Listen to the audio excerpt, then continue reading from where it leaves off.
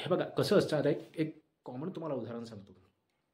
लोकमान्य टिळक यांचे गोपाळ गणेश आगरकर हे मित्र, हे दोघे पण सख्खे अख्खे मित्र एकमेकांचे. एवढे चांगलं मैत्र म्हणजे त्या दोघांनी फर्ग्युसन कॉलेजपासून तर मराठा वृत्तपत्रापर्यंत सगळे म्हणजे सहसंपादक वगैरे ते होते. ह्या दोघांमध्ये एका विषयावर भांडण झालं.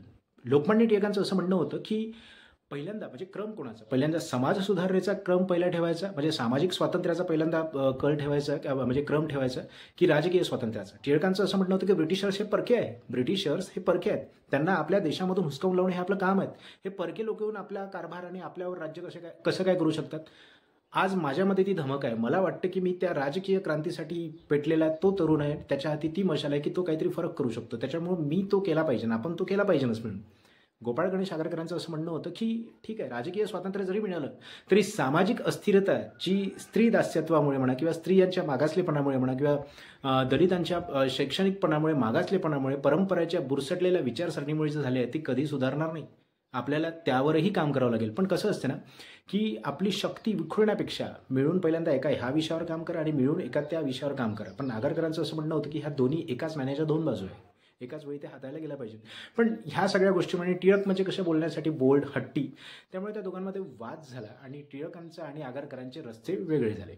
आता मला इथे सांगा, मी जे वक्तव्य करतोय मी म्हणतो की आरक्षण ठीक आहे ना यार, संवैधानिक लढाई आहे, आपण आपल्या हक्काची लढाई लढूया. पण आरक्षण कशाला पाहिजे की आरक्षणामुळे आपल्याला जो एक म्हणजे लोकसंख्येच्या प्रमाणानुसार एक मागासवर्गीय म्हणून आपल्याला जे नोकरीमध्ये रिझर्वेशन मिळेल, पुढे जर पुन्हा रोस्टर वाईज जर कधी म्हणजे काही स्कॉलरशिप म्हणा आपल्या विद्यार्थ्यांना रोस्टर वाईज आमदारकी वगैरे कुठे जाहीर झाले तर तिथे आपल्याला आपल्या समाजाचं प्रतिनिधित्व करायला मिळेल. पण आमदारकीमध्ये आमदार जेव्हा निवडून येतो ना तरी त्याला पक्षीय मत हित ह्या अनुसार वक्तव्य करावं लागतात. तुम्हाला काय वाटतं, तो आपल्या समाजाचे जे म्हणजे मत कुठेतरी मांडणारा आपल्या हक्काचा आपला माणूस मिळेल आणि तो ते करेल. मी आज तक काय तसं बघितलं की जिथे म्हणजे जिथे मी ज्या विधानसभा मतदारसंघामध्ये आहोत तिथला आमदार आणि खासदार यांनी आपापल्या घरातलं आणि आपलंच भलं साधण्याचा प्रयत्न केलेला आहे, समाजाचं नाव पुढे करत. असे लोक बहुधा भेटतात. कारण की त्यांना कसं आहे की आपल्याला एवढ्या मेहनतीने एखादी नशिबाने जागा मिळते ती टिकून ठेवणं आणि तिची वाढ करून आपली प्रगती उत्तरोत्तर साधत जाणं हे ध्येय असतं. त्यामुळे सामाजिक हित म्हणण्यापुरतं ते करतात, त्यामध्ये तेवढं काही लोड घेत नाही. विषय मुद्दा काय की लोकमान्य टिळक बरोबर आहे की आगरकर. लोकमान्य टिळकांचं म्हणणं काय होतं की लोकमान्य टिळकांचं असं म्हणणं होतं की कसं आहे, आगरकर इंग्लंड इतकाच आयर्लंड हा पण सामाजिक सुधारणा आणि प्रगती झालेला एक देश आहे, बिलकुल इंग्लंडला लागूनच असलेला आयर्लंड, आयरिश लोकांचा.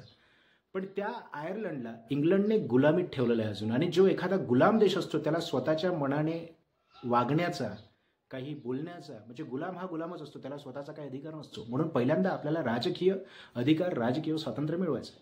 गोपाळ गणेश आगरकरांचं काय म्हणणं होतं, ठीक आहे तुम्ही हे सगळं करूनही घ्याल पण सामाजिक दास्यत्व बुरसटलेल्या विचारसरणीमुळे हे कित्येक शतकं राहणार आहे आणि माझा कणा हा सामाजिकतेचा आहे आणि मी त्याच्याशी बरोबर न्याय करू शकतो, म्हणून मी ते केलं पाहिजे असं. मग आता मला एक खरंच सांगा, तुम्ही ह्या दोघांमध्ये चूक कोण आणि बरोबर कोण.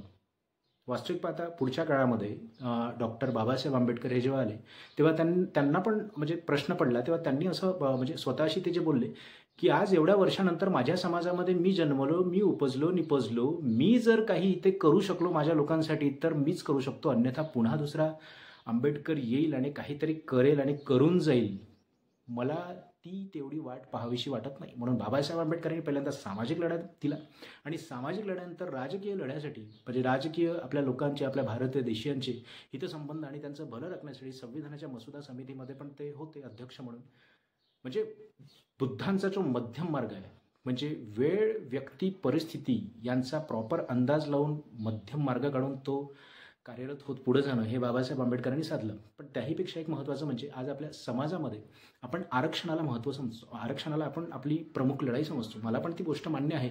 पण आरक्षण आपल्याला कशासाठी पाहिजे, आपलं भौतिक यश आपल्याला त्याच्यामध्ये दिसतं. भौतिक यश म्हणजे नोकरी पाणी असेल, ज्या घरामध्ये एखादा मुलगा नोकरीवर लागतो त्याचं घर कुठेतरी पुढे येतं, पण कालांतरानंतर तो रिटायर्ड होतो आणि त्याची मुलं, नोकरदार माणसाचे पण मुलं, तर तेही पण पुन्हा नोकरीसाठी झगडतील.